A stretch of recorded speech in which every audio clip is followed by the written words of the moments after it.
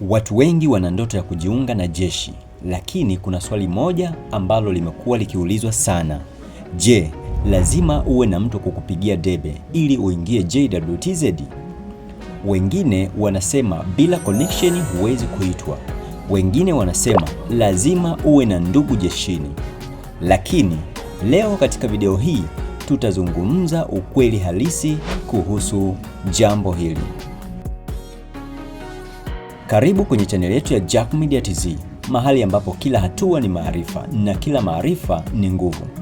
Kama unapenda kupata maarifa sahihi kuhusu kujiunga jeshi, fursa za jeshi na ajira mbalimbali, hakikisha umesubscribe channel hii. Ukweli kuhusu kubebwa.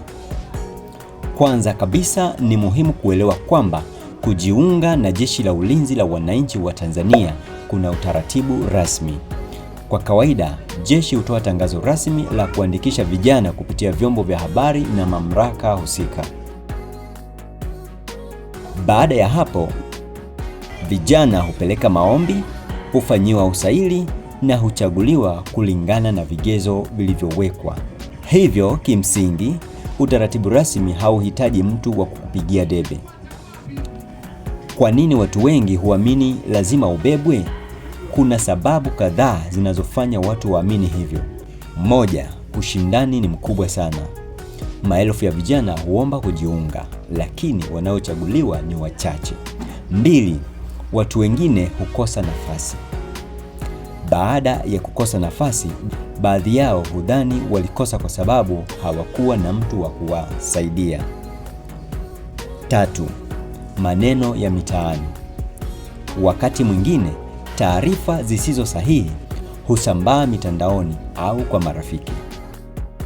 Lakini ukweli ni kwamba kigezo kikubwa ni kufikia masharti yanayotakiwa. Nini kinaweza kukusaidia zaidi badala ya connection? Badala ya kutegemea kubebwa, ni bora kujiandaa vizuri kwa afya njema na mwili wenye nguvu, nidhamu nzuri, elimu inayotakiwa na kutokuwa na rekodi za uhalifu. Haya ndiyo mambo ambayo mara nyingi huangaliwa katika mchakato wa usaili. Ushauri kwa vijana: kama ndoto yako ni kujiunga na jeshi, jiandae kimwili na kisaikolojia. Fuatilia matangazo, epuka watu wanaodai wanaweza kukuingiza kwa pesa au connection, kwa sababu mara nyingi huweza kuwa watapeli. Kwa kifupi, inawezekana kujiunga na Jeshi la Ulinzi la Wananchi wa Tanzania bila mtu wa kukupigia debe, mradi tu umetimiza masharti yote yanayotakiwa. Lakini sasa nataka kuuliza swali. Wewe unaamini kujiunga JWTZ kunahitaji connection au hapana? Andika maoni yako kwenye comment hapo chini.